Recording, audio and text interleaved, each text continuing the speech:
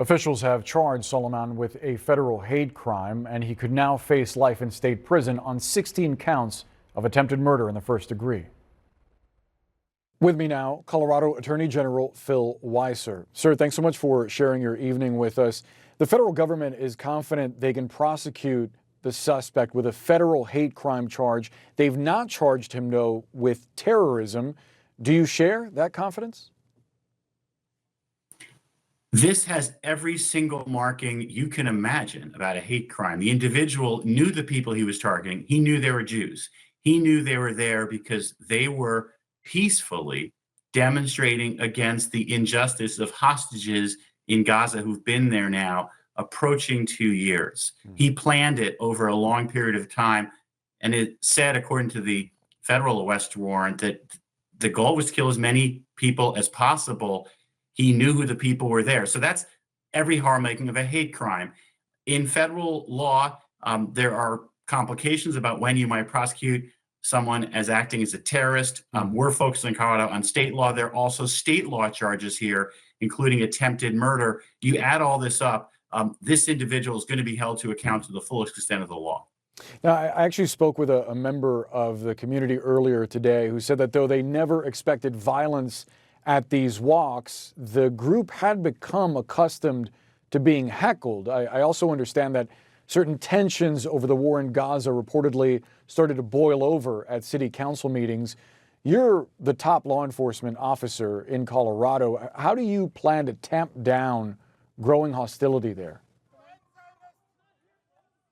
What I am very much working towards, and what I believe is the opportunity, is for people to see this act as the ugly face of anti-Semitism, to see this act as a warning sign. When you escalate demonization, when you justify harassment, even violence, this is what it can lead to.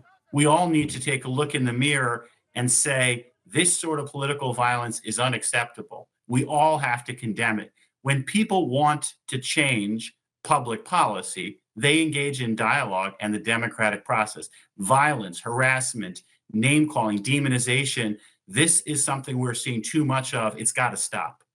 Who do you think needs to be held accountable for some of that rhetoric? And I should note, you are a Jewish elected official. You've said that this attack is personal to you. As you reflect on the rise in anti-Semitic crimes across the country, where does that accountability over some of the rhetoric directed toward Jewish people begin? It's worth setting the stage. Before October 7th, there were more hate crimes against Jews than any other religious group, and that's by a considerable amount. In the 2023 to 2024 cycle, if you will, after October 7th, we saw a 40% increase in Colorado in anti-Semitic incidents. Obviously, the rhetoric in the wake of October 7th has turned to a range of actions towards Jews that are hateful, that are targeting people because of who they are. We've heard about some of the activities on college campuses where chants are go back to Poland or other, hateful and in some cases vandalizing. In some cases, people are being actually physically targeted. We need to take a look in the mirror at this range of behavior that's targeting people because who they are.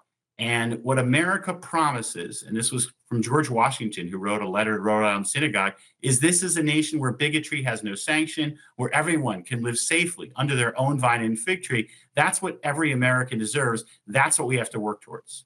I do want to ask you about claims from some in the administration. DHS says that the suspect was in the United States illegally. He apparently had overstayed a work visa that was issued under the Biden administration. President Trump is squarely blaming his predecessor's policies for this attack. To what extent do you think Democrats are responsible?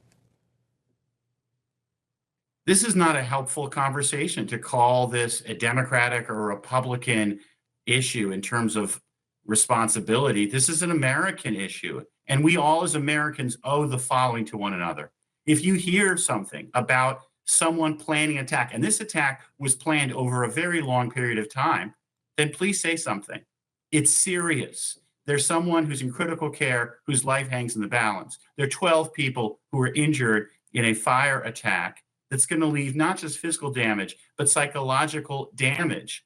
Everyone has to say, what's my part in making our nation a nation where everyone can feel safe and where no one, because of who they are, Jewish, non-Jewish, what have you, has to worry about being targeted.